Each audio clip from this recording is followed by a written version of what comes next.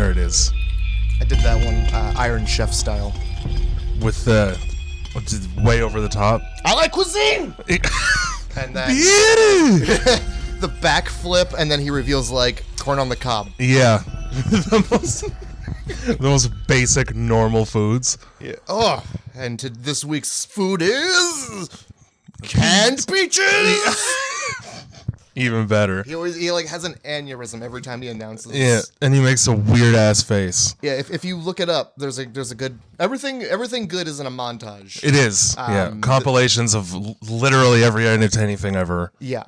You just find it on YouTube. Nicolas Cage and that guy. Those are the two you should look up so far. I didn't know Nicolas Cage even did. Or you mean, okay, yeah. The one montages of Nicolas Cage. Yeah, and then the montages of this guy. Yeah.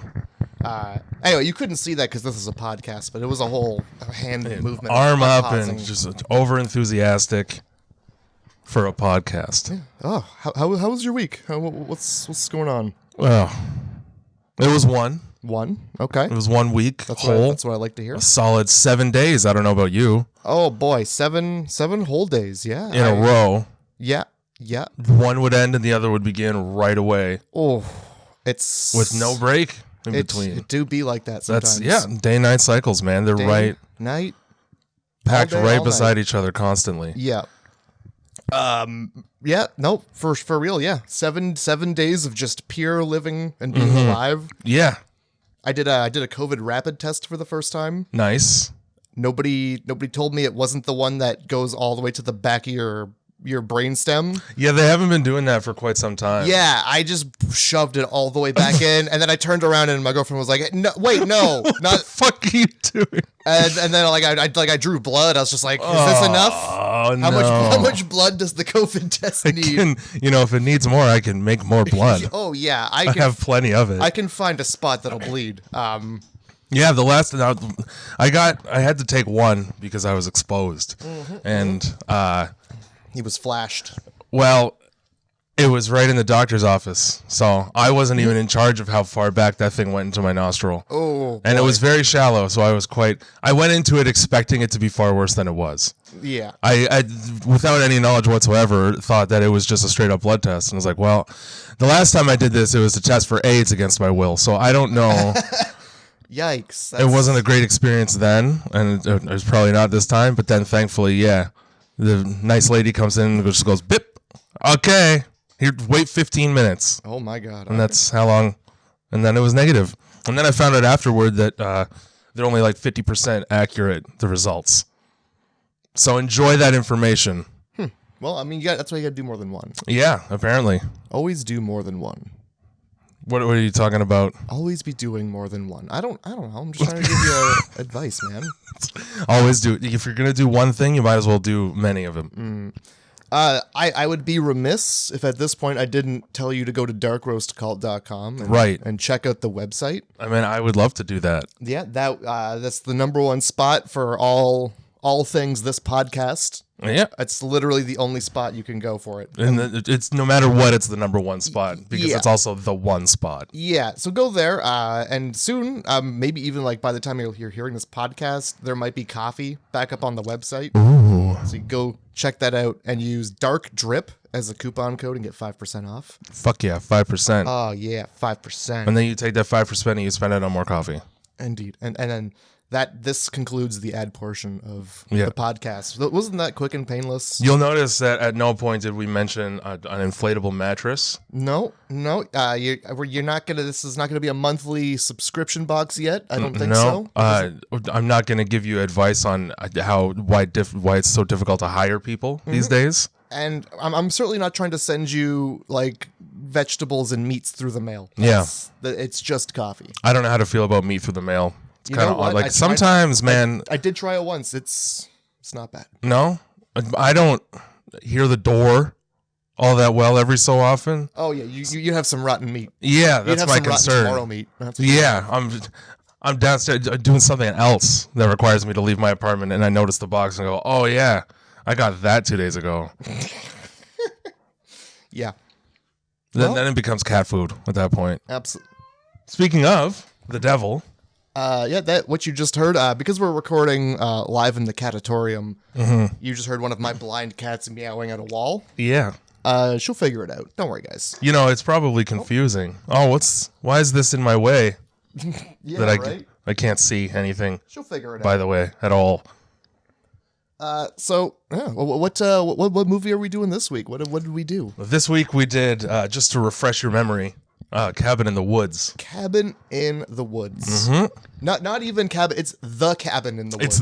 Which is the thing. I had no idea. Nope, not a clue. This is a real Mandela effect right here. Yeah, a little bit. I had always thought it was just Cabin in the Woods. Then I went on Netflix and it's the Cabin. You got to pronounce the apparently. It's a very specific cabin in the woods. Yeah. I'd said, just Cabin in the Woods with no the. That's about 5 miles downriver. Oh yeah, and I mean it's a little better, to be honest. Is it? Yeah, it's more of a chalet than a cabin. Chalet in the woods. Yeah. Was it Swiss? Is there a chalet that's not? There's got to be some. I have no idea. Finnish chalets. They got some up there, I bet. You just like ones that are completed. Yeah, no, don't. Yeah. Finished chalets. Perfect. That way I don't have to do any work. Yes. Yeah. Well, yeah, that's okay. All right. Well, so can you sum up the plot to the movie in less than 3 sentences? In less than 3 sentences. Now, last week I believe you wrote that summary. I'll be doing this off the top of my head because I didn't do this at all. Absolutely. Scooby-Doo and the gang go into the woods where shit hits the fan for them in order to appease the elder gods. That's not bad. That's not bad. I mean, there's a lot missing, but that's the gist. Okay. No, that's good. I didn't write one either. So honestly, Scooby-Doo and the gang is probably the best way to describe these people. It fucking is Scooby-Doo, and that's a bit of a double-edged sword here. Yeah. Because it is. Because you got the Daphne, which is the ditzy broad who's kind of dumb. Mm-hmm. You got the Fred, who is obviously Chris Hemsworth. Absolutely. The only thing that he's missing is an ascot. Oh yeah, he needs that ascot. Which I would love to see him in, to be honest. And then Chris Hemsworth in a fucking ascot. Yeah, you minus the glasses. The main redhead chick is Velma, obviously, because she's intelligent, but she's not afraid to throw down. Oh yeah, which means that the only black character is the dog. Whoops. When you cast Jesse Williams and he read the script and was very probably like, "Hey, this is Scooby-Doo.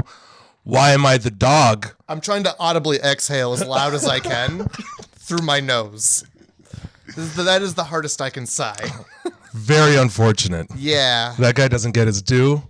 But he does. You don't see him hanging out with Shaggy too often in this movie. No, and you don't see him eating a lot of snacks either, though. No, and also he does try to bang the redhead.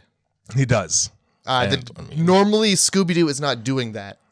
No, that's true. That's usually Fred and Daphne when he goes, "Let's split up, gang," and then they disappear for 10 seconds. Yeah. And you're left with Shaggy and Scooby, who essentially their whole job is to be frightened until somebody comes along and goes, "You don't need to be that scared of this," because it's just old man fucking Jenkins.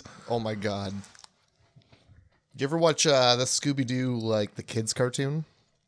There were a couple, but it was like when it was they were kids. Yeah, it was like Junior Scooby-Doo or something like that. It was. I'll be honest. You know the one I'm talking about? I vaguely remember because did they not have beady little eyes in that one? They might not have. That might have been one of like the later iterations of the series, but I do remember seeing at least a couple episodes of kids Scooby-Doo and being kind of weirded out. Right. Because like you got to be adults if you're investigating ghosts that turn out to be people who want to just kill you so they can keep the money. You really do. You really can't be a child and going and like seeing like a like a real estate fraud. Yes. Like how do you handle that? Just poking your nose into like some old man who's like trying to spook new buyers off of his land. Yeah.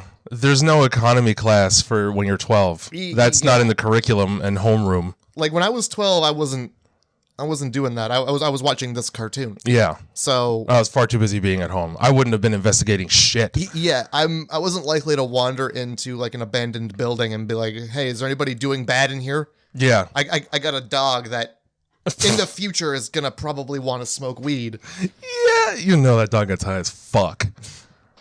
That's the only, and you know what? They're all stoned because dogs don't talk. That's right. And it might be mostly gibberish, but weed is the only way that you can communicate with a dog effectively.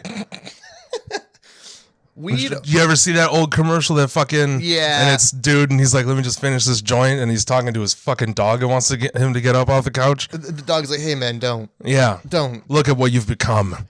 And What a sad station in life you must be in if your God. dog's disappointed in you.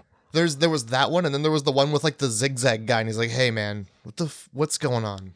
I saw the dog one, and then the one that was like later on where it's like a woman sinking into a couch horrifically. Yeah, she becomes like she becomes deflated or Yeah. something like. Oh yeah, that was horrible. Weed's never done that for me. I got plenty of oxygen in my lungs still. Yeah. I've never had a weed and then died. No, So my bones didn't disappear. yeah, I didn't become a puddle immediately. Yeah, I mean, I might have felt like it, but fair enough. okay. So yeah, Cabin in the Woods. I think he summed up I think he summed it up so well. I don't even need to try and come up with a better summary. Well, good. You got it. I win summary this week. This movie. Point, J, game, set, match. Oh, End of game. It's an Office reference. 30 Love. Yeah, perfect. There we go. That's a reference to some TV show that came on YTV. Yeah. Yeah, Which was about tennis. Yeah, and I would turn it off because it was like, oh, Goosebumps is over. Yeah, I don't care about whatever else is on here. Or it was either that or it was like, oh, I'm early for Goosebumps. Get out of here. Either one. So yeah, the movie opens up. You got the dad from Step Brothers. You got the dickhead from Billy Madison. By the way, still being a dickhead. Yeah, in a way. I think he's also the dad from Brooklyn Nine-Nine too. I don't know if you ever watched that one. While I have seen it, I don't remember there being a father. Yeah, it's like Jake's dad, like the main. Okay. Adam and Andy Samberg. Yeah. His dad. I'm pretty sure. Andy, big mouth, lot of teeth, Sandberg. Yeah. I mean, He's got a real Steven Tyler mouth. it's a blessing and a curse. I mean, I guess you could eat really quickly because you could fit a lot of food in there at once. You could smile at a lot of people too. Yeah, at the same time. Your smile per capita would be much higher. Per capita. Your gross domestic smile product. Your 401 teeth. Your 401 canines, dude. All right. Your 401 canines. It was right there in front of you. First of all, I'm not a dentist. Second of all, I'm not a teeth. Well, you have some. Maybe. Only maybe. All right. Yeah. I mean, look, are we going to sit here and talk about teeth for the next? I got 32 of them, I think. Yeah, Last that's time pretty last average. time I counted. That's a pretty regular number of teeth. The dentist done took 4 of them. They done took my teeth, but they were growing in sideways anyhow. Yeah. So call them wisdom teeth. I think they were dumb as shit. They didn't even know which way to go. Right? And they're like, oh, where's out? Must be into the other teeth. Yeah, Let's that's go, not boys. what that is. No, not even remotely. Let's all grow ridiculous. Yeah. Well, I have had the same problem in that I have the 4 teeth that you had removed. I've had 3 of those removed, and the 4th one is he's dug in there, and he's not going anywhere. Oh yeah, is he at least proper? It depends on your definition. He's grown a little bit further out of my mouth in order to fill the gap where the other one used to be, which was what the dentist told me was going to happen anyway. But it hasn't happened expeditiously. It's quite a slow process. Oh yeah, well, He tried to take that 4th one out, and I bent the instrument he was using with just my mouth. oh no. So he was like, "Well, that's not coming out today." Interesting, because what they did for me was just bust that tooth. Yeah. They just took a chisel and a hammer and busted that fucking tooth up. So mine is really close to my sinus. Oh. And so he was like, I would break it out, but I might damage your sinuses. Fair enough. Hey, man, leave it in then. Yeah, you know what? We'll deal with this when it falls out. I'm not even worried. It's back there doing a great job of chewing things. It's fine. actually participating. Yeah, it does. It pipes up every so often to let its voice be heard when there's lettuce. Interesting. I always thought that wisdom teeth really didn't. They were like curmudgeons. They hung back, and they're just like, I'm not chewing that. Good luck brushing me without gagging. I'm back here. Well, I'm in the back of the mouth, motherfucker. The only time I ever gag is when I brush my tongue. Okay. Speaking of tongues, there's a scene in this movie where a young woman is dared to make out with a wolf head. Oh, boy. Yeah. And I think out of everything in this movie, that's the grossest thing for me. That scene went on for too long. Yeah. There's nothing cool about watching your friend's girlfriend essentially do a striptease by the fireplace, number one. Yeah, that was really awkward. It's uncomfortable. Putting yourself in that situation would be uncomfortable. Because the worst case scenario is you go, I don't want to see that. And then your friend is like, what, you don't think my girlfriend's attractive? What's the which is basically what Chris Hemsworth says in the movie. Yeah. Which raises its own set of problems. Like, why do you care if I think she's hot? And what, are your feelings hurt? Or you're into it and that's fucked up. Yeah. Because then I just have to sit there and watch you stare at my girlfriend. Yeah. I feel like other groups of friends have weird jokes. I think that's how it is. Because I also thought that was a weird scene. But everybody in the movie was like, haha, this seems like it's fun. So maybe Shaggy's the only one that was like moderately upset by it, which Shaggy was the one who dared her to do it. I mean, that's true. But then it became a whole thing. Also, I think it's probably important to note they had to put powdered sugar up in that wolf's mouth so to make it look more dusty, and so that she would enjoy it more. Well, I don't know. I'm not going into that scene like, okay, but I want to like this. Yeah. Can you put some sugar or something on the tongue so that I'm down, so I'm into it? It's it's like kind of like when you hide a pill in peanut butter for a dog or something like that. Like, I got to do it, but let's make it taste good. But like, he saw that cabin. It's gonna be dusty anyway. You put that shit up on the wall, it's dusty in 30 seconds. You're just setting up lights. Yeah, she didn't even like go. No. And just blow the dust off before she put her mouth on it. No, she dove right into that wolf's Which mouth. is like, it's probably important to know that you shouldn't just be licking things that you find in a cabin. Especially when they're taxidermied dead animals from years and years ago. Yeah, if you don't know how old that wolf is, you shouldn't be making out with it. Tastes like embalming fluid. I'm so happy I did this dare. Delish. I can't feel my tongue. It's flesh-eating disease. We can't have 3 movies in a row with flesh-eating disease. No, we really can't. But I mean, we did have. So like we had we did Cabin Fever. Yeah. Then we did we refresh my memory. Which one did we do? We did Color Out of Space. Yeah. Yeah. And so those ones had something where there was something in the water. We're back to a cabin movie. Nobody drinks the fucking water though. Yeah. There's nothing in the water here. No. And they get all up in that water in the lake. But I didn't see them drinking any tap water. No. I think it was just beer in steins that were made of a material that I've never seen. I think you had a stein like that at one point in your life. Maybe. Where it was made of metal. And if not, I've never seen that before. I don't recall ever having one. I believe it exists, but you also have to hop in a time machine and go back to fucking Viking era when that was actually a thing. For real. But yeah, nobody drinks any water. I don't know how we can link this movie to the other movie. To Cabin Fever and to Color Out of Space? Yeah, we'll find a link here somewhere. We're gonna. It's gonna come in. It'll probably happen organically as I continue to talk about the plot. So the movie starts. We got these 2 guys talking, and then they're casually dropping information that becomes very relevant later in the movie. Like they're like, oh yeah, Sweden failed. We got Japan. Japan's still doing their thing. And you don't really find out what that is. You're a little curious as like, okay, what is it that they failed at? Yeah. But then you see what Japan's doing, and they're just like locking children in a room with ghosts. Yeah. They're just like, oh, here's a bunch of 11-year-olds. Clink. And it's just normal. Yep. And then it's just Nobody's helping these kids, and there's just a ghost like harvesting their souls, floating and screaming. Yeah. And I'll transfer schools. Yeah, absolutely. Bye. Yeah, it's like, is that on the curriculum? Is this gym? Yeah. I didn't understand gym. Do I have to speak to my guidance counselor? This isn't the business I'm interested in going into.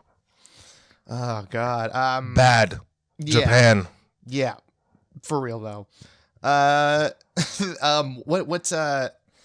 comes after that? I think they just cut to the the apartment, and you got the girl like talking about her newly blonde hair, which is another important thing you find out later. And and the fact that the other chick there banged her teacher. Yeah. Which is extremely important for a bunch of reasons. This whole movie, there's a thread which makes itself known later on about how each of these college students who go to this cabin represent a certain archetype, which is in horror movies in general. But in order to appease these elder gods, they need to be murdered, some of them in a specific order. The important one to note is that there always has to be a virgin character or something close enough, because then they talk to the chick at the end, Sigourney Weaver, who's essentially like the director of the whole whatever word I'm trying to find that I can't hear, ritual. There it is. Sure, yeah. And they very early on established that this girl who's meant to be the virgin, the redhead, is not. They touch on it a couple more times throughout the movie that she's not a virgin and that she has definitely banged. And then Sigourney Weaver looks her straight in the eye and goes, "And the virgin," which is like the most disrespectfully judgmental thing to say. Way to judge a book by its pink and lacy cover. And then she's like, "I'm not." And then Sigourney Weaver says, "We work with what we have." Here's my problem, right? I don't know if that was a throwaway line in order to make up for the fact that it would have been super confusing otherwise for anybody watching it for the first time. Yeah. But they talked about Marty, who is also Shaggy. All he's ever done, according to his own self-proclaimed sexual history, is make out. So they had a virgin. They just don't establish that he is that, and they don't really discuss it enough. Yeah, that is weird. Because he doesn't seem to have any experience banging. Yeah. All he did was make out with a chick who was blonde like once in like freshman year or something like that. And that was it. So y'all had one. And he is supposed to have died like a solid 2/3 of the way through the movie, I think he was if not earlier. He was the first one. No, he not was the first one. He's the second one, yeah. Yeah, the blonde gets her head cut off with, by the way, the most inconvenient saw it's a two-person. That giant tree cutting saw from 1748? Yeah, the one for cutting down like the national redwood forest. Yeah. Any tree in the Amazon. The one you need 3 people to carry, 2 people to use. And one person to stand well out of the way of. Yeah. Because you could swing that thing around like a mace and just do all kinds of damage. Oh, yeah. But yeah, you're in the woods, you're trying to be murderers. Bring more utilitous weapons. For real.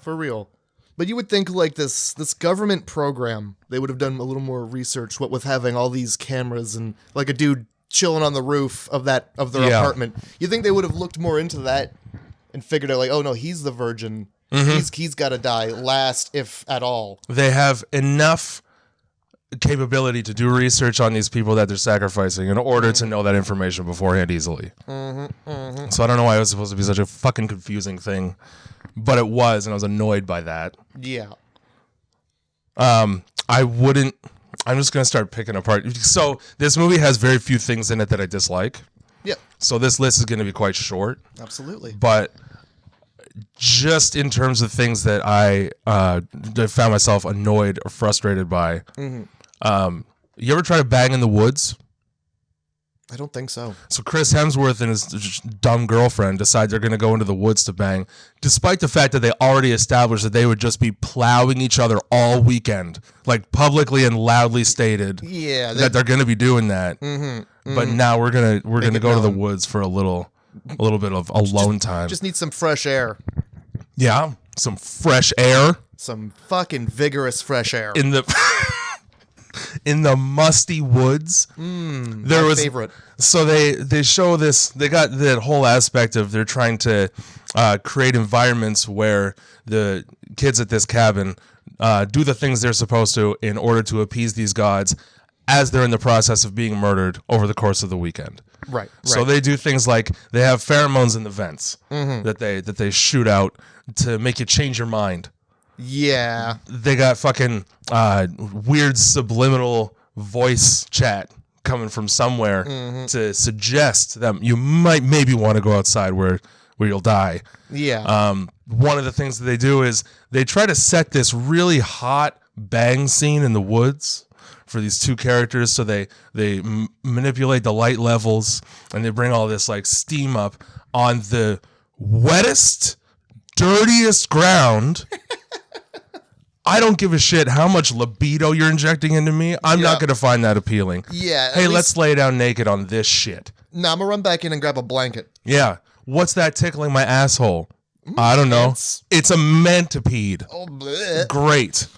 There's a spider and it's crawling into my ass. Yeah, right in. Just is this clench. Black Widow territory? I mean, honestly, if you're in Southern California, that is Black Widow. That's their stomping Just ground. in generally, that's where you're gonna find them. They're like in your house, and you go, oh, there's one. We just don't go to that corner of the house now. Ever. It's worth noting that Tim, the guy I work with, informed me that in southwestern Ontario we do indeed have Black Widow spiders. Oh, I've never seen one. me either. You'll know immediately if I ever do see one. Good. Because you'll never hear from me again. Because I'll be dead by my own hand. Ah, good. If I see a Black Widow spider, guess what? It's becoming a Black Widow if it was married to me, because I will kill myself. Can you at least put a glass over the spider first to I don't want to it? get that close to that fucking shit. Nah. No. And you know what? I have to exist in this world where they are. So does everybody else. I'm not going to help you with my dying breath. Just put a glass just over that and then do what you got to do. And then, I mean, at least when somebody discovers you, be like, Black Widow spider. Or maybe that would help them know exactly why it happened. Yeah, exactly. It's going to eliminate all the confusion about my suicide. Just like put a sheet underneath and just draw a circle. Yeah. Oh, why would he do that? Oh, I see why. Yeah. Whoa. Right away. Burn the house down. Burn the house down. Yeah. Don't worry about the remains. It's fine. I don't know if you noticed as well for like the things where they're manipulating the teens. The one, I think it's the redheaded girl. She's got the knife in her hand. Yeah. The guy like flips a switch and electrifies the knife, so she drops it. Shocks the shit out of that knife. Yeah, I thought that was a little weird, but They have wireless electrification technology. hey, yeah. I mean, get that knife out of her hand, zap. Wouldn't you be able to do that with like the keys to the RV or something then? Yeah, you would think. So that you don't encounter the problem where they're going through the tunnel that was supposed to blow up, it didn't? Mm-hmm. Because Shaggy, the highest person in the movie, happened to find the fucking one hatch that leads to the most important electrical board in the entire region. Oh, yeah. He's just down there in a cellar that he's not supposed to find, dicking around with wires. I think it's also important to note that, I mean, there's a lot of important things to note. But on this note, it's important to note. They made a couple references. They like dropped it throughout the movie where they're like, "Oh man, what? It must be what he's smoking. He's immune to everything." Yeah. Oh, wasn't his weed?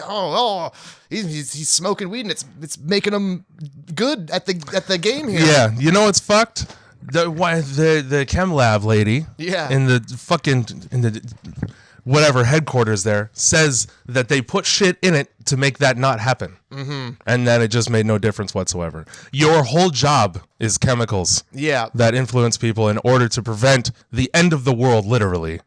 Do a better one. Same thing with the fucking electrical. Put those wires somewhere better. Yeah. Don't put them underground 20 feet outside the front door of this cabin. Oh my God. Don't hide your little webcam in the lamp. If I go to a hotel I've never been to before, I look for those things. Yeah, I noted down like always check your Airbnb for cameras. Yep. It's important because It sure is. That's how they're there. They fucking tried to kill like Nixon that way. It was either Nixon or Reagan or something. there's this old story about him being in a hotel, and they were worried that it was bugged. So all the Secret Service agents just talked really loudly about how weird it would be if it was bugged until I think it was the Russians were like, all right, fuck this. They must know. That's really, I'm gonna start using that in my everyday life. There better not be wires in this room. Whenever I go into a bathroom, I hope nobody's ready to hear me shit loudly. I'm gonna shit so hard. That RV that they drive, and I wanted to remember this one for you specifically. Okay. It's the same RV that's in The Hills Have Eyes. I know. Good, I'm glad you know that. Ugh. I saw that one on the old trivia page on the IMDb for this film, and I was like, Matt is going to love that specifically. Ugh. Because he loves The Hills Have Eyes. For those of you who haven't listened to the first episode of the podcast where he talks about how much he loves it. Ugh. I just got a full body. Ugh. Yeah. From toes to shoulders. Ugh. So head wasn't involved. No. Either one. The head stayed stationary. The body jiggled. Good. On the topic of this guy's fucking weed habit, did you happen to look on the table when they're driving up to the cabin? Oh, yeah. He had joints of every size. He had every conceivable joint. Yeah, he did. That coffee bong is awesome. Yeah, that was like the inconspicuous bong. Yeah. Huge bong that collapses into a coffee mug. Ever since I watched this movie the first time, I've been looking for one of those. And then I read on the trivia page, it cost $5,000 to make. Yeah. But it's fully functional. Yeah. Which is important. It's almost worth it, man. It is. Holy shit. Just to like telescope it up. What are you, high? Nah. I'm just really enjoying this caffeine. Right? I loved the way he like collapsed the mug and like turned to his girlfriend's like, and he like threw that line out there. Was very reminded me of that movie Ferris Bueller. Seemed like something he would say. I have never seen it. Oh, enjoy that. Oh, I've deliberately up to this point avoided it. In fact, I wish it was a horror movie. I'd force you to watch it. The time where it was an appropriate movie for me to watch, I didn't have anybody who knew what it was in my life. And then later on, the only people who talk about it are people who have seen it 13,000 times. And I don't care enough. I don't care enough about the weird lore surrounding his friend character who fucking skips school all the time being in his head. Yeah, I don't care about that. Potentially not a real person. I do like me some John Hughes. Why do I know that name? Because he directed every movie in the 80s. Oh, okay, good. Yeah. So you love 16 Candles. I think he did that. I think he did like Home Alone. You love Statutory Rape the movie. No, I mean I've never actually seen 16 Candles, but my mom was like, you should watch Ferris Bueller like a long time ago when I was like a kid. So your mom was on point then. Yeah, when you were a kid. Like I hate to say this, but I watched it a long time ago, like before most people saw it. You know. Oh, I see. You know, I hate to be this guy, but I'm in on the little in track of a movie called Ferris Bueller's Day Off. Yeah, I've been watching that for a long time. You were basically in the theater when it got released. Yeah, it was only released like 6 or 7 years before I was born, I think. But you might as well have just gotten the pre-copy. Yeah, for real. I was in on like I might as well have been on set. You know, I just know everything about Ferris and his Buellers. And he's got plenty of them, enough to fill a day. I mean, we kind of glossed over probably one of the most important characters in this movie, Mordecai, the Harbinger. The Harbinger. It's just first of all, he hangs out at a gas station where I guess he works or owns or something. Yeah. Even though it's closed. It's fully closed. It's closed. It's so fucking closed. That the doors are unlocked. Yeah. And you can walk right in there.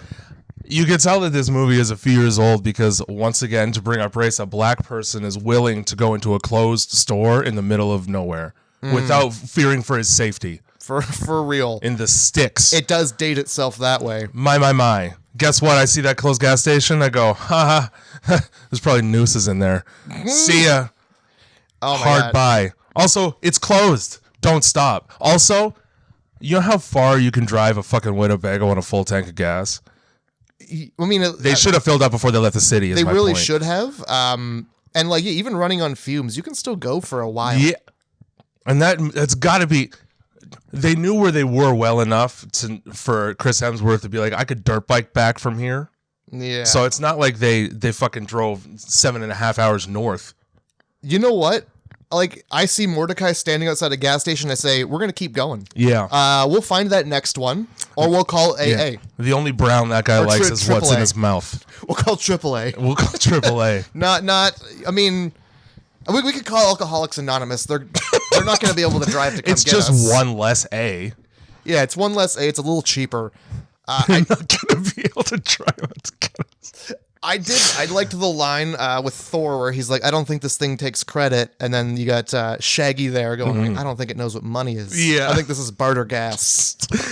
Shaggy has probably the best lines of the movie. Oh, the whole time. And he's also like got the conspiracies that nobody wants to listen to. Yeah, which once again, somebody's telling you that shit. And there it is. There's the Color Out of Space tie-in.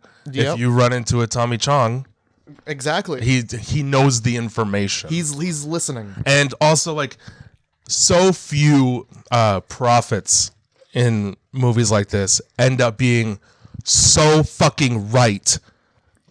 Shaggy wasn't even remotely wrong. He was righter than he even knew he was about all of his predictions and everything. The only thing that concerned me a little bit is when he's talking about putting microchips in kids, and I was like, oh no, Shaggy's an anti-vaxxer. Isn't he? Yeah. He's got a bummer. He's got a couple of anti-vaxxer opinions early on. Yeah, they had the right idea when they were like, "Oh, we're out. Yeah. We're gonna go bang in the woods." I also I thought it was funny. I saw in the trivia that in the scene where they're all jumping in the lake, the only guy who didn't jump in the lake was the stoner, and that is because in real life he is more ripped than Thor. Yeah. And it would have been fucking weird to see him super muscular in the water next to the guy who's supposed to be the most muscular. Like in the world. He's the only one who could lift that hammer. That's a heavy-ass hammer then. Yeah, he's literally Muscles. Muscles the man. I wrote his name down. I thought, that can't be it, dude. Fran Kranz? I don't know. It's something like that, though. It's real close. Interesting. He, on the note of that character, and it makes sense because he's just a weird ass stoner, man. Yeah. Who has the motivation to go to the gym when you're smoking out of a coffee bong before you show up to travel? I wouldn't. No. I don't have the motivation to like do most things. Did you see though the acting training that he went through for the movie? No, I did not. He went through apparently 2 hours of joint rolling training from experts. For that one scene where he holds the joint like this? Well, there's that. And then, there's a couple scenes where he's sparking one up. He is literally never seen without a joint the entire movie. That's true. Even when the world's about to end, he has one lit already. Yeah. So they did this as part of his character and like the props that he had on him. Yeah. He was always had between 5 and 7. Just about. That's good. That's a good amount. There was always like one that he was either in the process of rolling, getting ready to hit a bong that's right over here, or he'd have one like on an inner pocket or something. Yeah. So I like to think that him as an actor, he was like, I want a bunch of joints. And then like periodically throughout scenes without any prompting, you just take one out and be like, yeah, man, character. That's method acting. Absolutely. That's hilarious. Did you hear about again, Mordecai's like his audition tape. It's him fighting with a vending machine. Yeah, I'd give him the role. Yeah, absolutely. Anybody who's got like, here's my audition tape, and it's you mumbling with a vending machine and like fighting it over $1. Yeah, you're Mordecai for sure. You're in any movie that I make, I'm putting you in. You look like you grew up on a farm, so you look like you smell like racisms. Yeah, and get in there. Get dirty. I gotta tell you, anybody who enjoys chewing tobacco is mentally unhinged. He sprays it like a llama in defense mode. That was so gross. First of all, look, you know what? You meet for anybody named Mordecai. Yeah. Back the other way. You're out immediately. Yeah, go home, because any further you're in Mordecai country, and he could be your guy. He could have been the neighbor. You don't know. He killed one cabin over. Yeah. Oh, it's Mordecai. The llama who spits acid. Who does that? Calls my girlfriend a whore completely unprovoked. Oh, yeah. And then just talks about frightening prophecies with the most like creepy fucking metaphors, so much so that the people who are in charge of running this whole ritual are grossed out by it. Yeah. And they just make fun of his ass because what else can you do then? I mean, anybody named Mordecai, half the things they're saying are are like out of context, creepy biblical quotes. That's all. That's all he's got to say. Cleanse the impure, make them regret, wrong to demons in the night. And these fucking people are just in button-up shirts and ties like it's an office job that they barely enjoy. We got to start a betting pool, otherwise it's so boring down here controlling the fate of humanity. For real. That upsetting painting in the room when they first get in, and he like pulls it off. I like that painting. What do you think that's a painting of? What do you think the name of that painting is? Now, I don't know what the name of the painting is, but based on what it appeared to be, I mean, that just looks like old school hunting to me. You're really massacring what looks like a sheep from what I could see, but I don't know how weird it is. Well, they're like all demented hillbillies with like weird eyes, and then there's I didn't get that good of a look at it. There's like a shadow guy in the background watching it happen. Oh, so it's the goddamn Buckners right in that painting, isn't it? I think so. And they just started with the sheep, but that's like then you have like the whole lamb to the slaughter metaphor, which is also biblical. So it just makes 100% sense. Yeah. Great. Yeah. So yeah, you get that, and you got the creepy like one-way glass to like watch them, like the other person in the other room or whatever. One of the directors of this movie is Joss Whedon, who you'll know from fucking the Avengers and every other shitheaded superhero movie that I hate. But the other one, whose name I can't remember now, it's like fucking Derek Sherwood or some shit like that. This was the first movie he ever directed.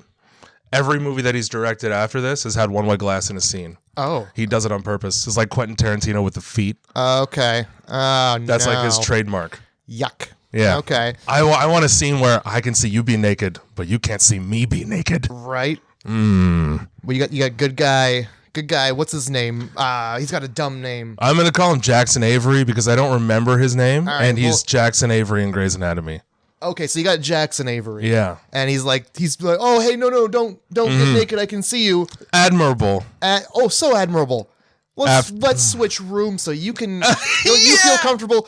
All right. As soon as she closes the door, he's in there, just rips his clothes off before she has time to put the mirror back up. Like, he wastes no time getting naked the second he knows that she might be able to see it. Yeah. Oh my God. So he went from being super admirable to just being a weirdo. Well, voyeurism when you're the subject of it is less creepy than voyeurism when you're the predator. Yeah. Oh, absolutely. But even still, it's just like... He just wanted to make it known that he's super ripped. Yeah.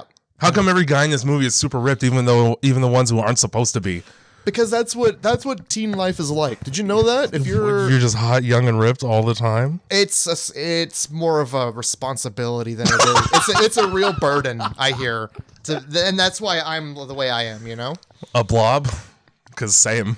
Like I like to think I'm in shape. It's just a rhombus. You know, I'm a dodecahedron. I'm watching my figure. It's like a car accident. I'm that fucking hypercube that's just constantly forming and molding. Fucking love Cube. Undulating. Oh, we're gonna watch Cube at some point. We're gonna have to, because in this movie, this scene where you get to see all of the monsters is a direct reference to the fucking Cube. The fucking Cube. There's a lot of references in this movie. This movie is jam-packed. We'll go through them in a sec here. There's too many. Almost every item and scene really in this movie is a reference to another one.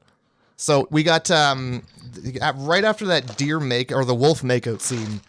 There's like a hatch to the basement blows open. Yeah. So I wrote that down on my sheet as by number one. As in the number one, the first reason in the movie to make me go by. So the first reason wasn't Mordecai. No, because I would have been very unsettled by that man, but I get to be like, see you later. I'm going to the cabin now. Not great considering he knew exactly what fucking cabin they were going to. Yeah. It's woods back there and nothing else. Mm-hmm. And I assume plenty of cabins. You would think. And then he goes, "Oh, you're going to the Buckner place, aren't you?" So I'd be like, "No, I'm not." Yeah, no, we're going to a different cabin. Yeah, it's definitely not the Buck. No, we're going to the Butler cabin. It's a fancy cabin. It's across the river like 30 miles. You probably don't even know where it is. All right, see ya. And so I could see myself making it past that guy. Mm-hmm. Okay.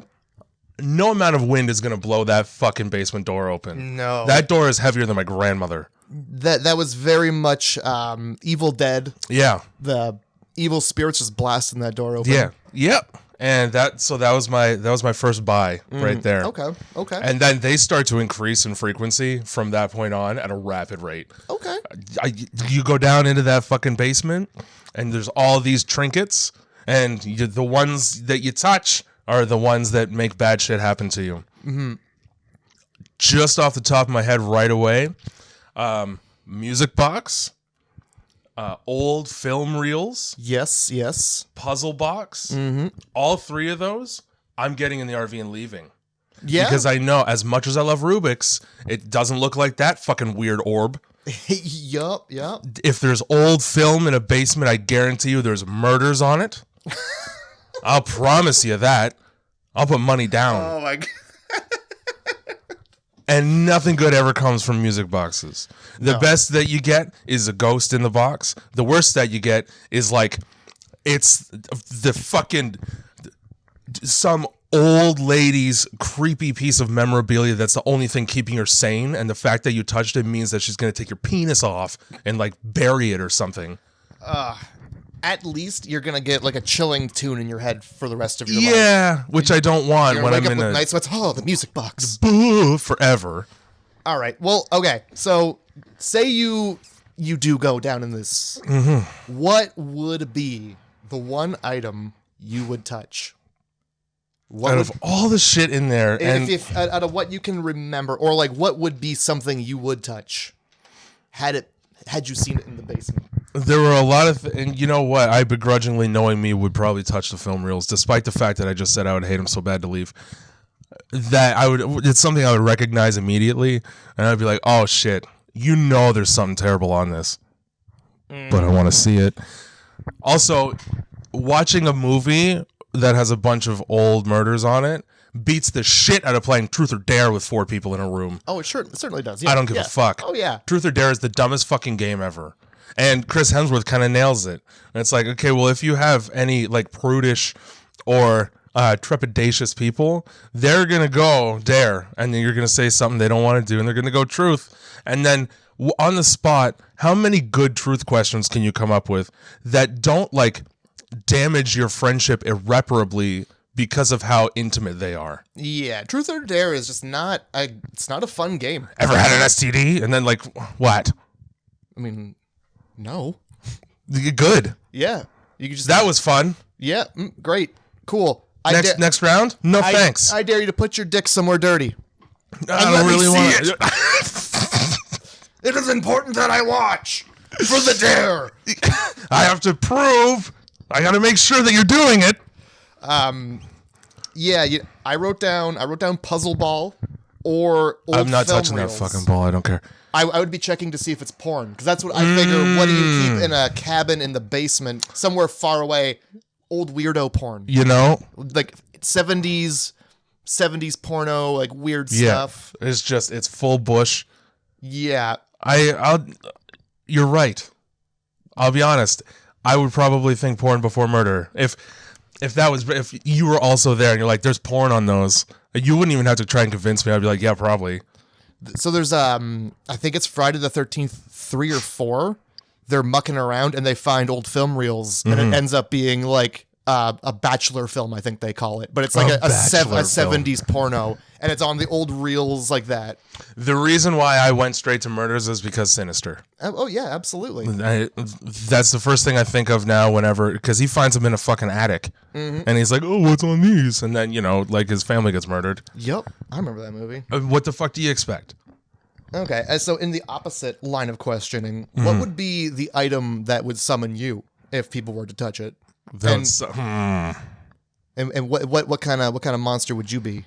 You promptly go first because I imagine you've thought about this, and I have to actually put thought into it. It would I would want it to be something cool, but it's gonna end up being like something that looks like something, but it's stupid. It's like a stupid pipe. And it just, a stupid pipe. You just pick it up oh, it's a fucking pipe. Yeah, and Shaggy's stoked. And then I'm just like, guys. Shh. You're not even a monster. You're just a squatter down there. Leave it alone. I'm shitting. You really don't want anybody to know when you're shitting. Well, I figured that would get them out of there, Yeah. I want to say I would be some kind of swamp monster just because the spread on my ability to move around here. You got woods and you got old dirty creek water, swamps. Yep. And I want, these Buckners are unnaturally moist. Yeah, they are. I don't know what that's about because they come out of the fucking cold dirt and they've been decomposing for quite some time. Do you get wet as that happens? I think so. I think whatever juices you have, or if rainwater seeps down into the earth, it gets kind of muddy, maybe. But they've been there for they've been there for decades, potentially. You would expect them to be dry, but I feel like still, the further you dig down, earth is still pretty moist. I don't know. I mean, I guess there's a lot of plant life around there, so that makes sense. And technically they were kept in a glass box. Maybe that is true. Maybe they got sweaty. They were. I didn't really think about the glass. If anything, yeah. Well, just about every monster in those boxes is wet, so I guess you're right. I also would go swamp monster because it's not really represented by what's at least on the betting board there. Yeah. The best that you have is merman, and as much as I liked that thing, really ineffective. Yeah. You could outrun that shit. Oh, yeah. Right away. That's something that gets you while you're sleeping, and you'd have to be sleeping near a pond. Yeah. Because it's going to dry out. And really heavy, too, because it's slapping like a dead fish as it walks toward you. Yeah. The second he fell on the ground and you heard flop, flop, I'm like, oh, here it comes. That's a fucking merman, isn't it? Here right there. comes. I knew it. I mean, we can't just not gloss over the phrase husband's bulge. No, we can't. That's my new favorite thing to say is this guy's got a husband's bulge. That's the best line to what they were trying to it was when the redheaded girl and the other guy were getting together and then I should learn names when I watch movies, but it's Jackson Avery and redhead. Yeah, and then he walks by, he's like, oh, he's got a husband's bulge. Immediately kills every mood that would ever be made for the next hour. Oh no, he sensed that vibe out right away, and his one goal walking through that room was to crush it. Yup. And he succeeded so good. I meant to, the husband's bulge I have written down because it's the Buckners. And, Judah. Fucking shocker. I remember that. And made me think of fucking Judah Friedlander, who you might not know him by name, but he's a comedy actor who is very greasy. He's got curly hair and glasses. And he's got some kind of number one trucker hat all the time. He's in a lot of Adam Sandler or Steve Carell movies. Okay, I would probably know him if I saw him. Yeah, he's got a very unique look and it's bad. Okay, He kind of looks like fucking Judah Buckner, to be honest, but fat. Do they still get hard even after they're zombies? Well, because is he gonna have a husband's bulge while he's inflicting all this pain on his living victims? As in life, so is in death, Mm-hmm. Or is it just rigor mortis at that point? Yeah, it might always be hard at that point if it hasn't fallen off. Yeah, which I imagine, it could have. It could have very well fallen off. The little girl there, the main Buckner zombie chick with the missing arm, is the daughter in Silent Hill. Oh, hey. So everybody enjoy that information. I don't care how much makeup you put on that face. I'm going to recognize it because it's weirdly shaped. She also gets clotheslined by Thor.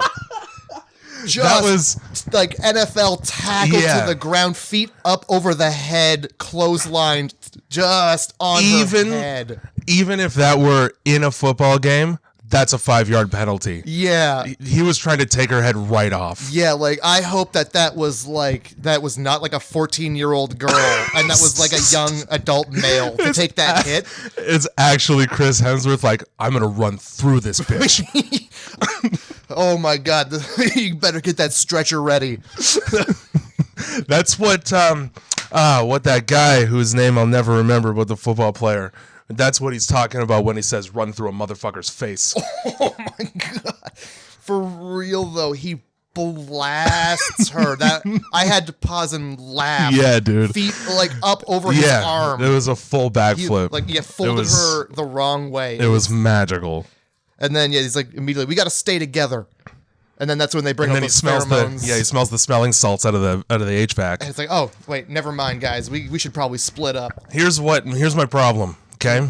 And it was defeated a little bit by the fact that once they split up, the purpose of getting them to split up was so that they could be locked in each room individually. Yeah. And that way taken care of one at a time. But the idea to split up when you're in a cabin, it's not that big of a deal. Mm-hmm. Oh, I'm 10 feet away from everybody at any time here. Yeah, there's not really many places to go. Fuck it. Let's split up. I'll see you in 2 seconds when I turn my head. Yeah. Yeah. Oh, shit. For real, though. You know what? As a matter of fact, I wrote down, these idiots clearly have never seen Evil Dead because of that fucking basement hatch. Yeah, yeah.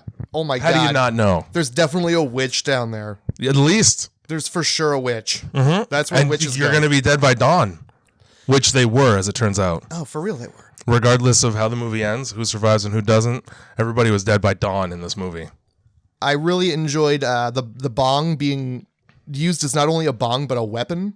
Yeah. Just when it came, I guess like it's a cudgel at that point. Yeah, they thought the stoner was dead, and then he comes back with the like using his bong as a 2-handed mace.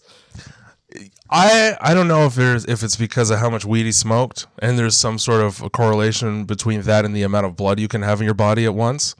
But he gets pulled over a ridge, and then you see a fountain of blood explode out. Yeah. By all intents and purposes, it's like, okay, well, he died, because that's a lot of blood to lose. It was quite the scream to give out, too. Yep. And somehow, and it's not super explained, he doesn't die. No. Yeah, he just comes back. The zombie that tries to kill him gets dismembered by him, which is impressive, given the fact that Sigourney Weaver, a 58-year-old grandmother, beat the shit out of him at the end of the movie. Yeah. She trucked him hard in the face. And you can't be both. You gotta be dismembering zombies or getting your dick kicked by an old lady. One or the other. Oh my God.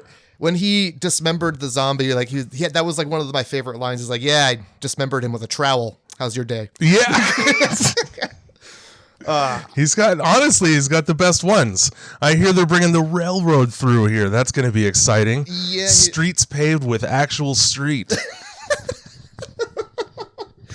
With actual street. Dude, it's so fucking funny, the whole movie. Oh, I forgot. So there's like that force field that prevents them from leaving. That's the whole thing. And Kurt goes to jump. Yeah. Thor goes to jump his little dirt bike. Kurt, you got his name. Yeah. That's the only one I can remember because I wrote it down here. Yeah. And he hits that wall with his dirt bike. And then it reminded me of in the Titanic when that guy like falls off the top of the boat and cartwheels down and just bong hits his head off the blade. Oh. He did that off the wall over and over. Oh my God. I don't know what weird gravitational pull that wall had. If you're bouncing off that, you're not going to keep smacking it with your head and feet ass over tea kettle down into a cavernous abyss that has no visible bottom. Also, where are they? What cabin in what fucking woods? Appalachia. Yeah, Judging by Mordecai, very far in the mountains where cousins kiss cousins and ain't nobody saying nothing. You look straight down and you see that. Also, about that force field. Yeah. At the very beginning of this movie, they go through the tunnel. Yeah. And you see a bird fly into that force field and get decimated immediately. Mm-hmm. How many dead animals are at the bottom of that ravine? Oh, it's probably a bird graveyard down there. It's been decades of this. Yeah. They've had the same location for years and years. You don't see that driving in? Oh, hey, look, a pile of millions of birds at least. Yeah, for real. Like, what's that smell? Everywhere. Smells like flocks of birds in a pit. Not to mention the animals, like other ones. There must be tons of them. You should have just fucking gone down there and found food. I bet you there's just a smorgasbord. I think the only person who questioned like where this cabin even originated from what was the stoner guy, because he was the only one when they went down there's like, where did your cousin buy this cabin from? Yeah. And then at the end like, I don't even think he has a cousin. No. It's just like, where did they get the idea to even go to this cabin? Well, they were there early enough to put weird chemicals in the girl's hair dye to make her stupid. Yeah. They must have also just put in Kurt's head, hey, you want a cabin? I know where there's a cabin, boy. He's just in bed sleeping and buy the cabin. Buy it. At least go there with nobody's permission, apparently. Well, they're just like, oh, is there a cabin? I heard there's a cabin. Fuck it. Just check it out, man. Let's see if the door's unlocked. Let's just go. What are you doing this spring break? So we got the betting board. The whole time, all of the employees at this facility who are orchestrating the ritual have a betting board. In order to keep things, like I said, I assumed more entertaining than just sitting at a bunch of, like a huge switchboard, watching 19-year-olds fuck. I wish that wasn't a large part of their job, by the way. Huge part. Arguably one of the most important parts of their job. And people, as a matter of fact, in this whole headquarters, will stop doing what they're doing to watch it. Yeah, well. All in a group together, standing there in front of a big screen. I thought that was very, probably not workplace appropriate. No. Put like a little sensor bar or something. Put up a screensaver. So here's, the betting board. They, in order to keep it somewhat entertaining, they all bet on, and this is where I wasn't 100% sure, because later on in the movie, there's a shitload more monsters than even are on this board. Yes, there are. So I was wondering, or at least the headcanon that I created, was that these monsters are on rotation. We do this every year, and every year there's a different set of monsters that you can bet on. Because, like, they have the monsters on the board, and then the betting and who bet on what is in a different font entirely. Yeah. Which leads me to believe that the board itself and the monsters on it were created beforehand. See, what I was thinking was that those are the monsters that were bet on out of the entire pool of monsters. But, yeah, you're right, they are written in different markers. I don't hate that explanation either, but that means that somewhere there's a full list. Yeah. And everybody at this head HQ has access to the full list. Which would be badass. Also, that whole list then, and that fucking intern chooses one that maintenance chose already. Mm-hmm. Why? Yeah. You have so many choices. You know what? You're right. And then, yeah, even like the one person was like, hey, I chose zombies too. It was like, oh, these are different zombies. Yeah. Which, by the way, have a different set of zombies. Yeah. Now, most zombies are fucking the exact same. But for the most part, you got to be able to categorize. So, like, there's zombie redneck torture family, right? Yeah. They're not out to eat human flesh. No, they're out to bring in the most inconvenient handsaw you have. Yeah. And slowly cut off somebody's head. And also a bear trap for, like, the abominable snowman. For fuck's sake, that trap was huge. Yeah, it, like, clamped onto just the skin on her back, and massive bear trap. That would feel horrible. What's her name there? The redhead doesn't double tap that fucking zombie in the black room, by the way, when it's hanging down, and that's why it comes back. Just want to point that out. Oh yeah, she really oughta. Nah, you just try. You stab him in the eye once, it doesn't take. So you just hit him in the chest a couple times, and then that's it. Nah, take that head right off. For real though, always double tap. important to note here that there are, for those of you who do care about the fact that there's multiple iterations of zombies, you got the redneck torture family zombies. You have just straight up zombies. You have deadites, which are the zombies from Evil Dead. Yes, they are. And you have the reanimated, which is another way of saying fucking zombies. I was thinking the film reels might be the reanimated, whatever they are. Maybe I don't know. The film reels. Because I know what the film reels is, actually. Oh, what are they? It's fucking Kevin. Okay. It's Kevin's films. Oh. I'm like 90% sure. Okay. And so on this board, you have many very interesting options. Personally, I was interested in the what I thought was the angry molesting tree. You know what? The more I look at it, it does look like that's... I swear to God, it's molesting. It might be. Honestly, it could be, but if for like the PG version, it could be mole sting. Molesting. Now, how does one molest? Like mole sting. Like, I just figured that was the type of tree, a mole sting tree. I don't know. You know what I hate? That sounds like a fucking type of tree. Yeah, see, I didn't want it to be the angry molesting tree. Yeah. I mean, but here we are. I got news for you, though. That's the first time I've ever heard anybody say molesting. Okay, well, look. You got the dude from Billy Madison. He's in charge of that board. I wouldn't put it past him to write angry molesting tree. It's already angry. Yeah, he's got the attitude of somebody who would have voted for that. Yeah, as does the other guy who just was screaming "fuck you" at those 14 girls. Yeah, those poor girls are just trying their best not to become possessed by a horrible ghost, and he just takes full offense to that. He takes it super personally. So I was interested for sure. Angry molesting tree, giant snake. Giant snake sounds good. You got anaconda. Yeah, you got witches, and then sexy witches. Now see that. I'd like to see what object you have to touch for that one. And then are we talking like anime witches? Is that what's? It's a sticky broom. I don't like that. Yeah, I don't like that it's at all. It's a sticky broom handle. I mean, we just go through the whole list here. Werewolf, alien beast, mutants. Yeah. What mutants might have been cool? So the more I thought about it after I said it to you earlier, the things in there that are throwing up green shit all over the guy when you see like the CCTV footage, those might be mutants. There you go. Because they're humanoid, but they're not. I mean, what are you throwing up? Yeah. Mutant goo? Acid, maybe. That makes sense. You got some wraiths. Yeah. You got a couple different like ghosts in here. Then there's zombies. And then you have Reptilius, which is basically Godzilla. I wanted to know what the fuck that was. Because it's not a reptilian. No. As in the things that take over Obama when he becomes president. Exactly. No, it's Reptilius. And that's a single name for a thing. It's a giant lizard monster, and you see its foot step into frame. Oh, that's what that giant foot is? Yeah, okay, that's Reptilius. Before you go any further, you tell me to my face, how the fuck do you fight a wraith? That is ethereal air.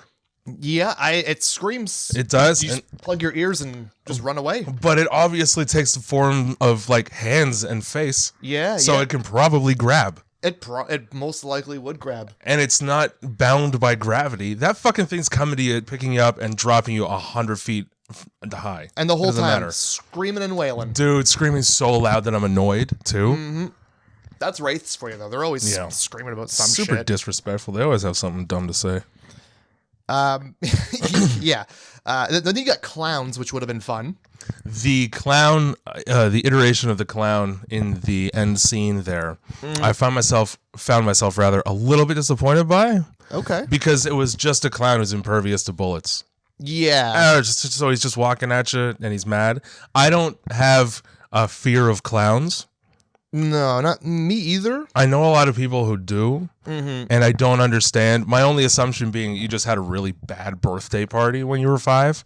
I've seen a lot of awful children's like porcelain clown dolls. Yeah. And like that's upsetting in itself, but it doesn't make clowns scary. You can have a non-scary clown. Those dolls should be facing the other way or Right. in a box. They're My not for decoration. coworker Tim has a story about when he lived at home. He had an older sister who collected a lot of porcelain dolls, relatively life-sized ones. So he's got this, and they had those eyes that like move independently. I hate it. Not automated, but like based on which way you're tilting them or whatever. Yeah. Almost like they have a counterweight inside. I think that's how they work. So he lived in the basement when he lived at home, and he's got this story about her keeping her fucking porcelain dolls in storage. And he looks over one day, and one of them, its eyes moved to meet his, and he stuffed that fucking thing back in the box, and he never looked in that direction again, and he's fine today.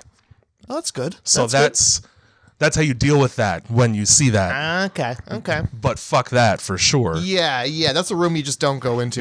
Or you burn the doll. There's plenty of options, really. Yeah.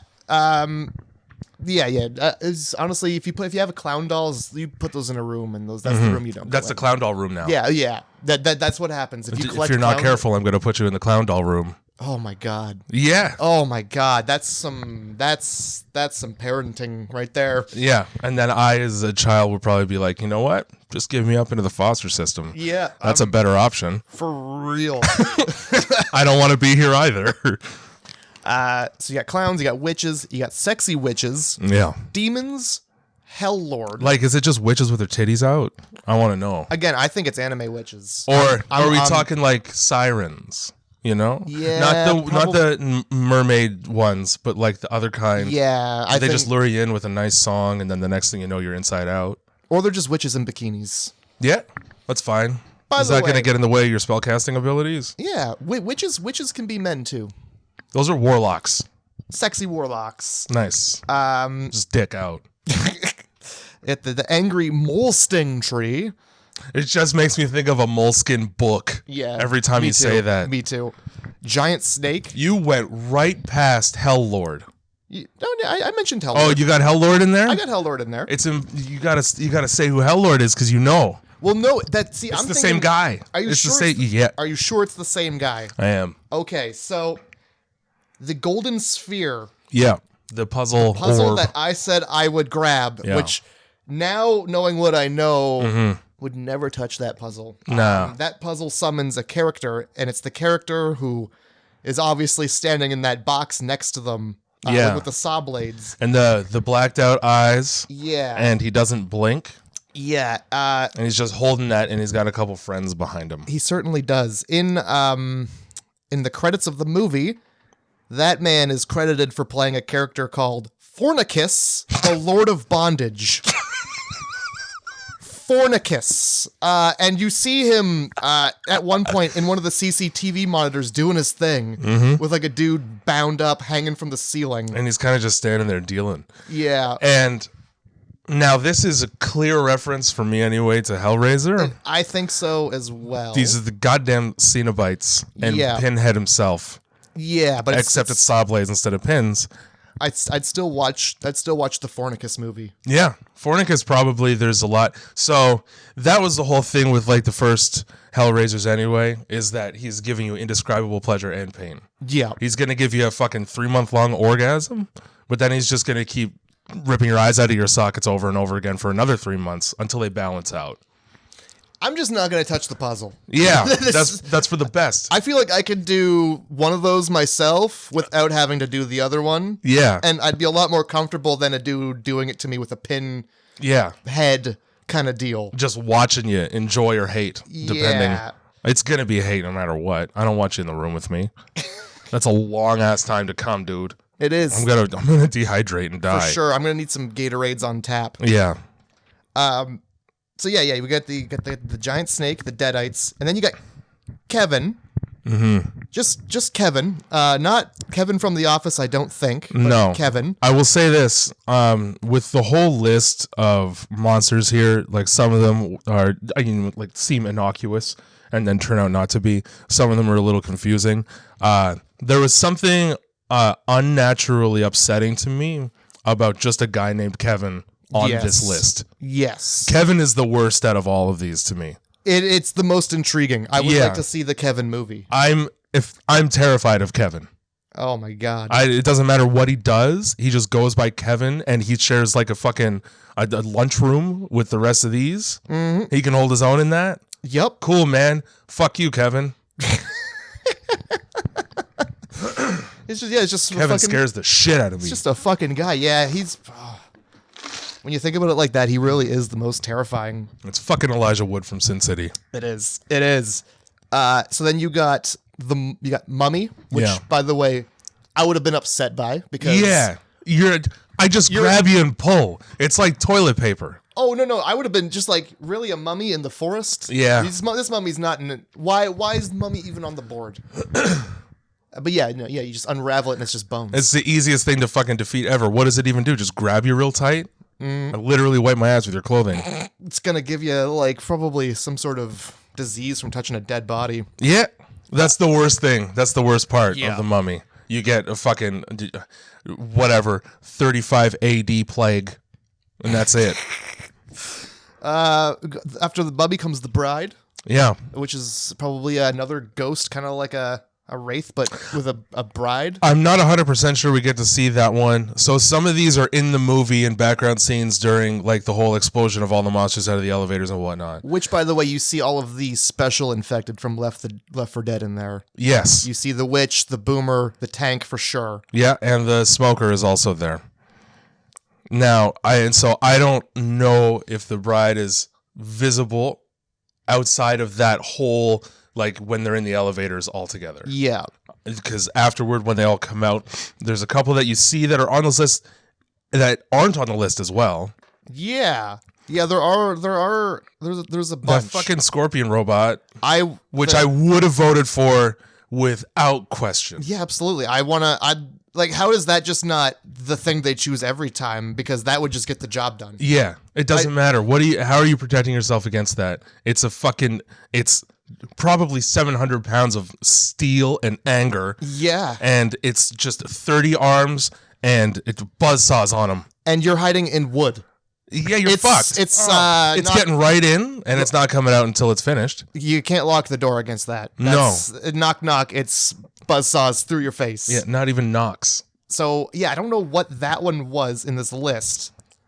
It's not. I don't believe that one is in this betting list. No, but hopefully it's in like the big old list. Yeah.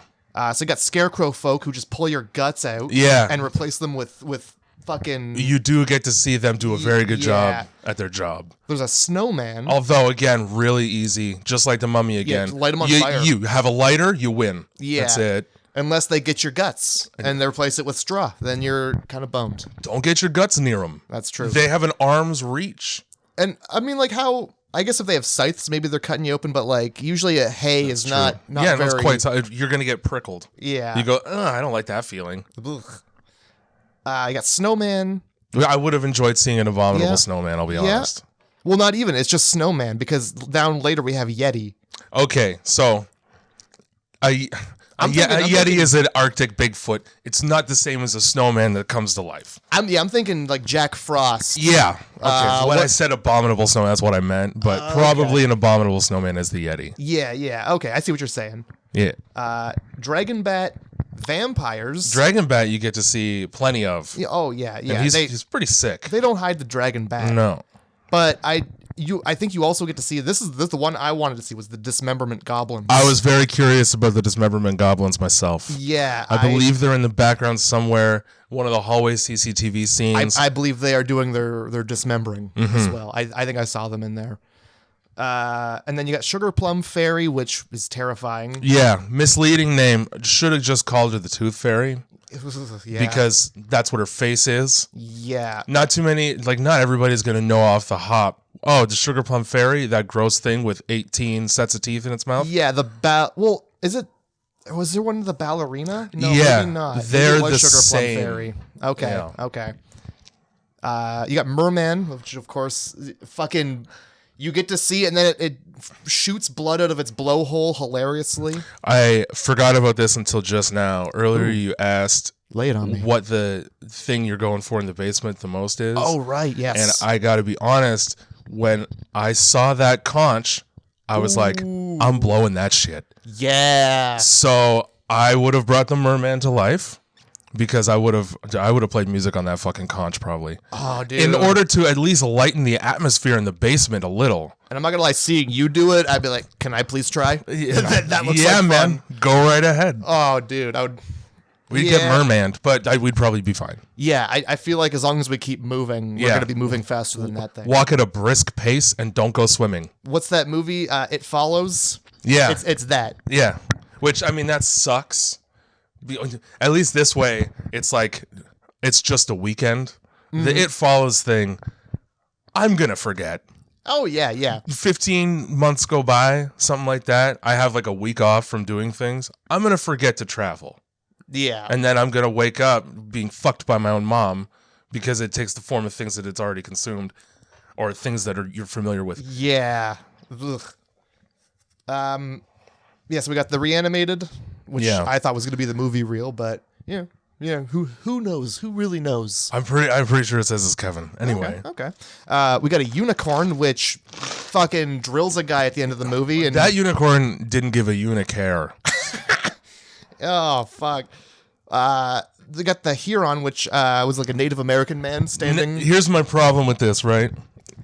This is like the most racist shit in a way. Yeah, a little bit. Because you have this list of horrifying beasts and monsters and Kevin.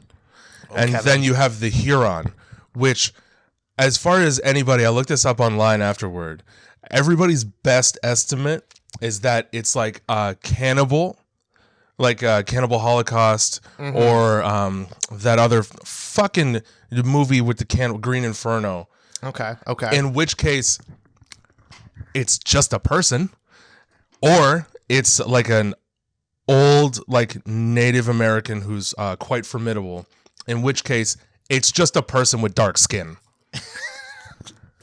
You get those are your options for that, and it's not even that they're going into Native American lore with that one, because little bit down, Wendigo. Yeah, which they grouped in with Sasquatch and Yeti, which they're is not also the same thing. A skinwalker is not the same as these other two things. No, but I appreciate the fact that it's on the list. So they're aware of the supernatural as far as Native American legends, and they still go with spear chucker. Just say that. Yikes! That's what it is. But I mean, I don't know. No, you're not. I mean, I'm not going to sit here and say no, Jay. I'm not going to do that. You are quite correct. Fuck's sake! Even if it is a cannibal from the woods, a civilization that's untouched by Western culture. Oh, so it's just a guy? Yeah, that's just a guy, man. We'll see. It's at least they didn't grab that one then. No, they didn't. That would have been. They would have had a fine time. They probably would have just been like, "Oh, it's Tommy Chong." It's like, oh, there's a dude in the woods. You just want to get out of here? I mean, I do. Let's go find him. It makes sense. Look at him. But yep, I'd leave. So yeah, then you got the Sasquatch, Wendigo, Yeti.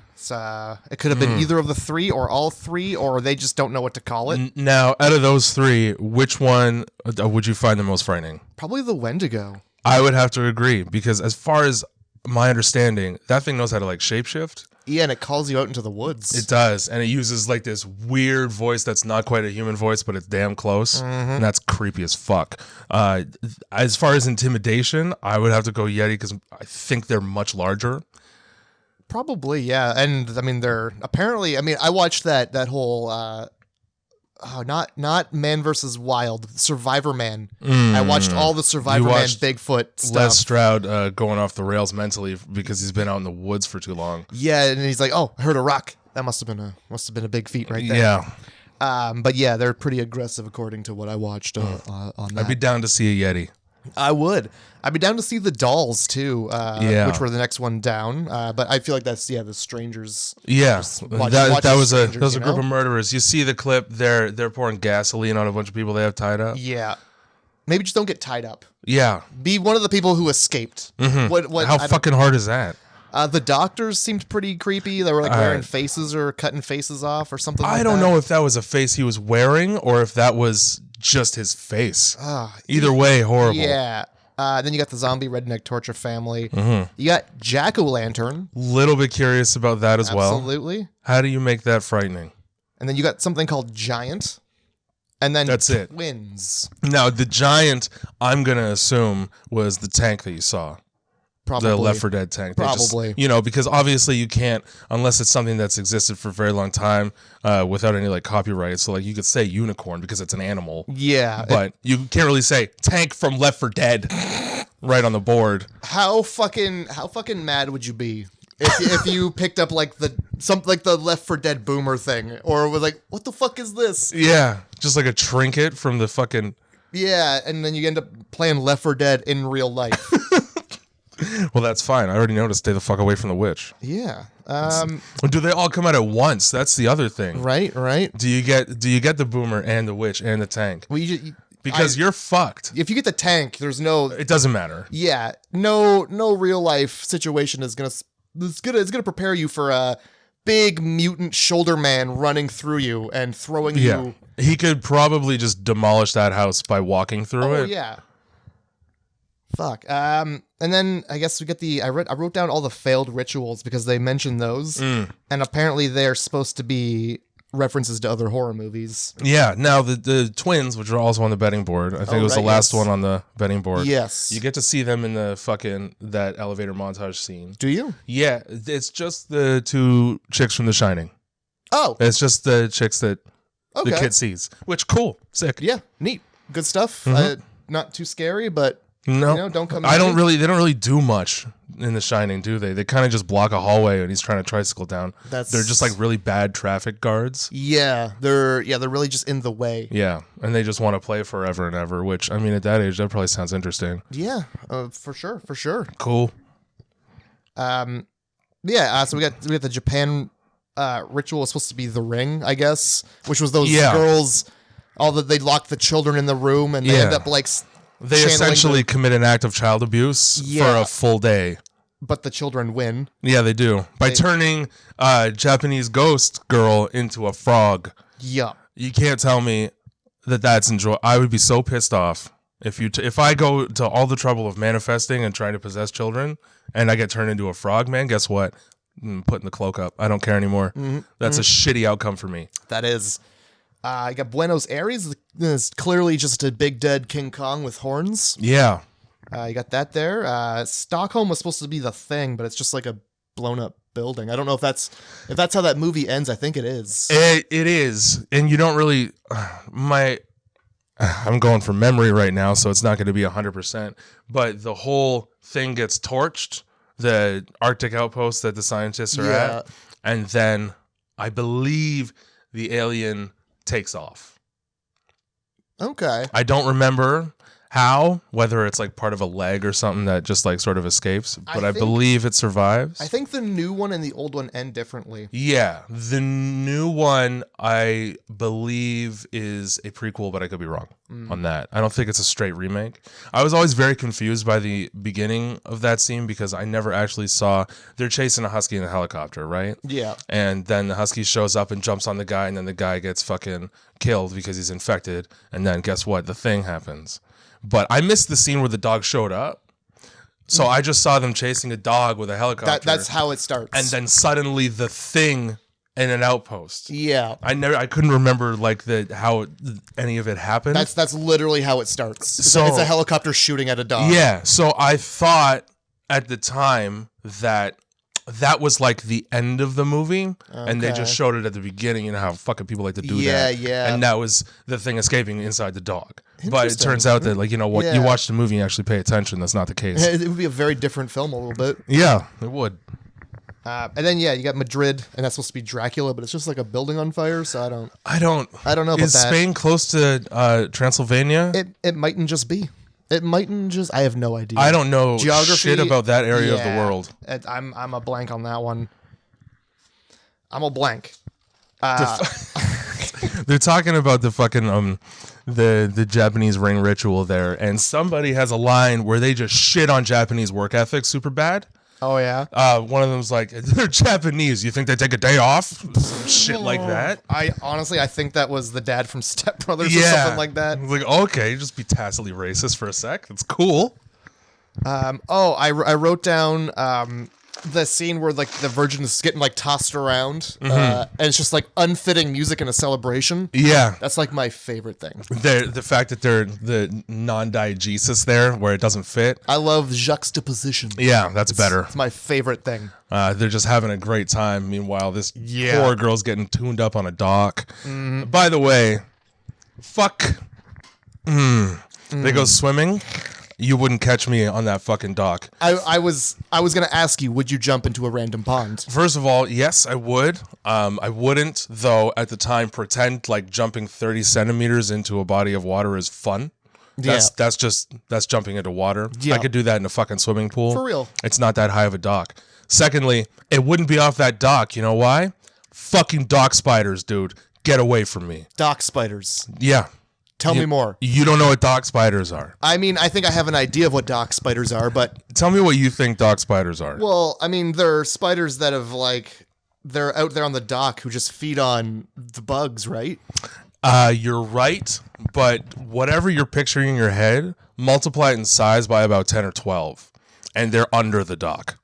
That's not good. They hang out underneath there. Oh. And if you find yourself ever with your face real close, you might get a leg in the eye because they'll just poke up. Yeah, it's fucked. Oh, I hate it. So do I. Oh, I'm never going on a dock again. My friend had a story about my God. one time camping in the fucking whatever, the woods, and coming up underneath the dock, without realizing because they were underwater at first. Yeah. And looking up and it's just, hey, spiders. Oh. Yeah. That's the worst place because there are so many bugs by the water. Yeah, tons. Oh, they're getting big and fat on those bugs. Yeah, man. they are. Oh my God, burn every dock you see. Yeah, burn them all. Don't be on there. Bring vinegar.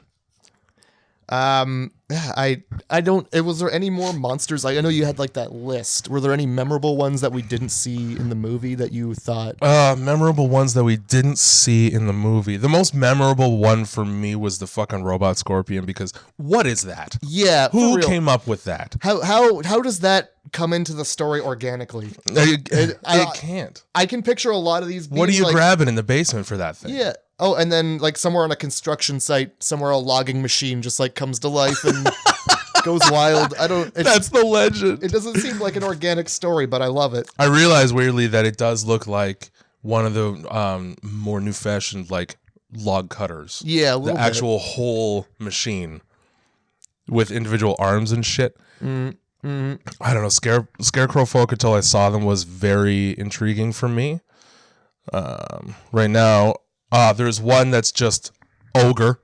Ogre, okay. And a lot of these are like somebody will have found a picture in the behind the scenes or something of a makeup effect or like a silicone head or something. Okay. And so it was like something as an option. What they ended up doing for this movie was making over 100, I would say, monsters, and then seemingly choosing through them the most interesting ones. So there's one that's just a pirate. Okay. There's one called the Exterminator, which Ooh. I really hope that he just like shows up with a fucking backpack of pesticide like Men in Black and just gasses you to death. That's hilarious. See, I was thinking like Terminator, and he's just a robot dude from the future. Oh. Well, it's Exterminator. Anyway. Yeah. He used to be a Terminator, but he quit. Exactly, yeah. And then you have things like this, all right? Man with steaming pipes in his chest. Wonder what that one looks like. Whew. Dog with an alligator head. I'm in. I like it. Exploding shard babies. Yes. What? Yes. You More. like this list better. This is the movie I want to see. Or what? Get ready. Okay. Snake pubic hair woman. It's reverse Medusa. You see her and your dick turns to stone. Woman with a toothed vagina. Well, that's it. We all know that one. That's a movie we're gonna see eventually. Slimy horned cloak creature. Okay. Puffy tentacle creature, which you actually see in that montage scene. He's in a box. Okay. Okay. Man in transparent tarp. That's it. That's it. Oh no. Japanese floaty girl. She's already in there. She's just in Japan. Yeah. Japanese floaty girl, technical terms. Yeah. Flock of killer birds. Cool. Yeah, I'm down. Yeah. I'm still down. I'll see that movie. Bullhead Phantom, Balding Menace. I mean, if what terrifies you the most is aging. Yeah, you know what? Yeah, it's hair in the shower. It's so... Ugh. Yeah, or a jellyfish. See, look at that. Right back to Color Out of Space. There we go. We made it. Fire-mouthed woman. Like, and then, like, so specific. Four-eyed creature with a mouth like a sea creature's. You're not painting a detailed enough picture for me. No, not at all. Sea creature's got a bunch of different mouths. Are we talking about a gulper eel? Are we talking about like a fish tank fish? Because that's not that scary. Unless you get the one, like a really big one that's like that brain fish. Yeah. Because those things are gross. I'm thinking like angler maybe with like just 4 eyes, but that's just an angler with 4 eyes. Yeah. And also like, how's that killing you? Maybe they throw it out of the fucking elevator box and it just flops on the ground. It dies right away. Yeah, for real. Well, then I'm disappointed. Here's your fish. Point being here, plenty of fucking pterodactyls. Plenty of opportunity for there to be more than one of these movies. Yeah. Honestly, I wouldn't absolutely hate a sequel, even if it was. I wouldn't hate it if they were like, here's what happened to Japan. Here's the Japan sequel. Yeah. Show me Cabin in the Woods that too. spin-off. Classroom in the City. There you go. Sex in the classroom.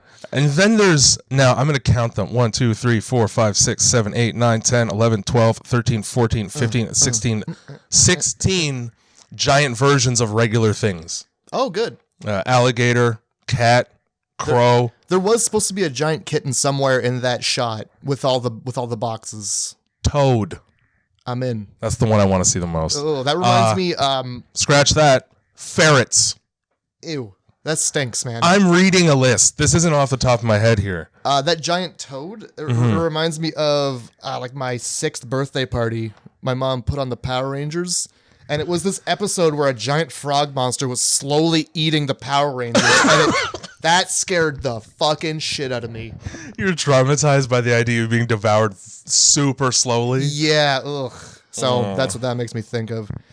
But yeah, I honestly, there's a lot of options for more stuff. That would have been great. There's like 5, 6 more movies in there. Yeah. Even if you were to cull through the stupid shit. Yeah. I want to see that pubic hair woman.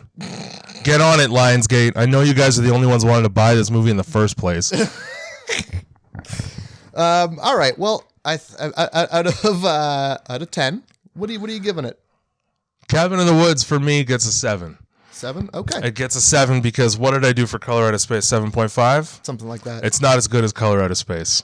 Nice. But I still like it. I very much it's just very funny. Mm-hmm. And it's just a fun romp. It really was a fun romp. There's for sure some silliness. Oh, that was like one of the big parts for me. Yeah. It didn't take itself too seriously. No.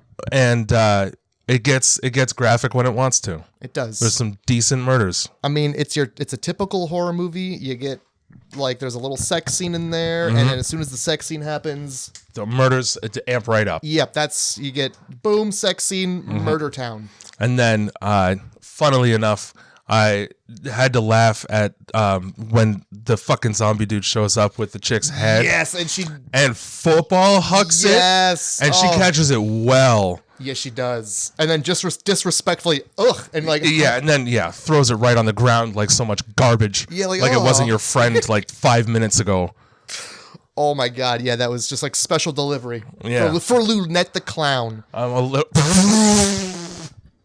Just a severed fucking head and a whole different TV show. I'm a little bit surprised that Kurt didn't intercept that with all of his football training. Yeah, for real. Myself.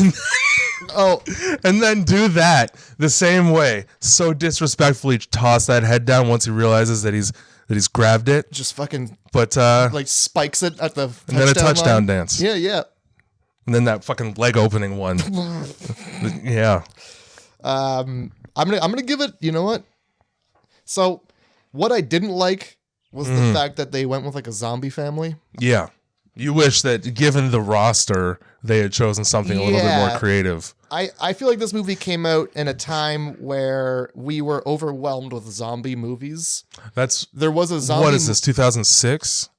I'm honestly not sure. Because you could be right. It's either 6 or 16. I don't know. 2011. 11, right in between my two guesses. Perfect.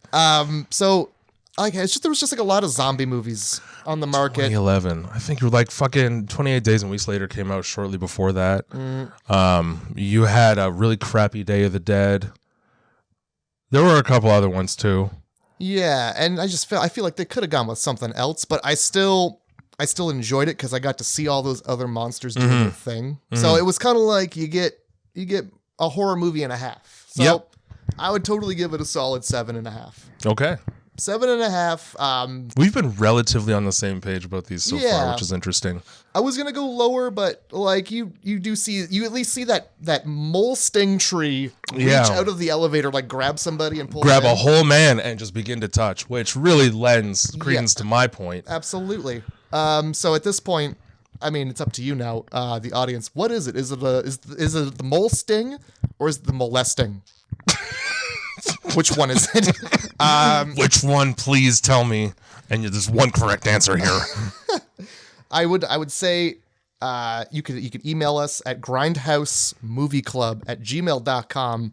Send us your suggestions for movies you want us to review, and I mean, if you got some input, some information you want to send our way, if you got a fun fact that you think in your movie suggestion that most people wouldn't know, I mean, we'll probably read it if it's interesting. Yeah, absolutely. We'll compile maybe a little list for when we can't think of one. We'll like grab on the list. So yeah, email us if you want to. If you don't want to, that's also fine. Whatever you want to do. I'm not gonna sit here and like jam your hands on the keyboard and type it now. I'm not gonna twist your dick about it. But I figure there's probably a lot of people who got a lot of suggestions for movies. Which then I guess leads us to this. It's my turn to choose a movie. It sure is. And you said very early this week that you already knew which one. I did. It came to me in a dream. Maybe. I don't know. Maybe I woke up and I was just like, oh, maybe this movie. It's a movie I've never seen before, but I have seen the sequel to it. I'm pretty sure. It's an old one. I remember it having. It's not super old. It's within our time. I remember having a lot of hype. We're both super old at this point. It's true, but it is within our time. Yeah. I remember it not being as good as the hype, but I think for next week we're gonna have to watch Jeepers Creepers. All right, man. I'm down for Jeepers Creepers. It's been a minute. It has been a solid minute. I remember seeing the second one because I think it takes place on like a school bus or something. Yes, it does. Yeah, that's the one I saw. And I remember being like, this is what everybody in my grade 8 class is talking about. I'll tell you, the second one's not nearly as good as the first. Okay. Well, maybe I missed out on something. You may have. You may have. All right. So mark it down on your calendars. Next week, we're doing Jeepers Creepers. So get your peepers ready. Yeah. And your listeners. You better get your peepers ready and hold on to them tightly because he likes them. I don't. Is there a reason he collects them? Is that something I should just wait to find out? Yes, because it becomes very apparent. Oh boy, I can't wait. I can't wait. All right. So I guess that's the podcast. You listen. 142 minutes of us describing monsters. Is it 142 minutes or an hour and 42 minutes? Yeah, I just read numbers. Sorry. Two of those different things. Yeah, much shorter. Sorry we took up so much of your time. Next podcast is going to be 142 minutes. Thanks for listening. I hope you guys 2.5 hours. Jay, do you have any final words for everybody? It's your turn to make fun. I've been doing it the whole time. I know, that's the thing.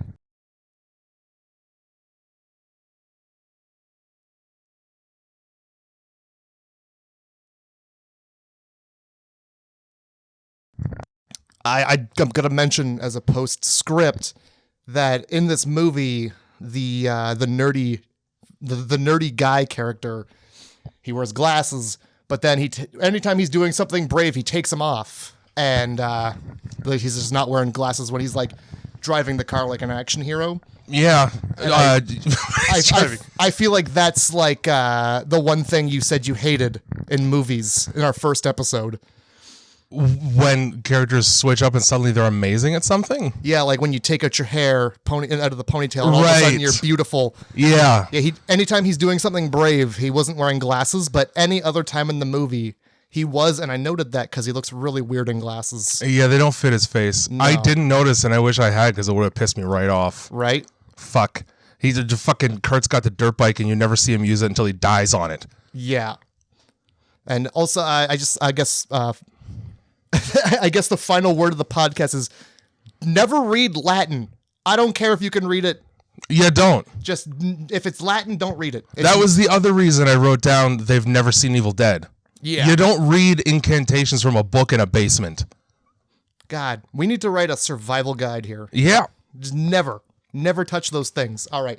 Do you want to end? Do you got any words to end the podcast this time?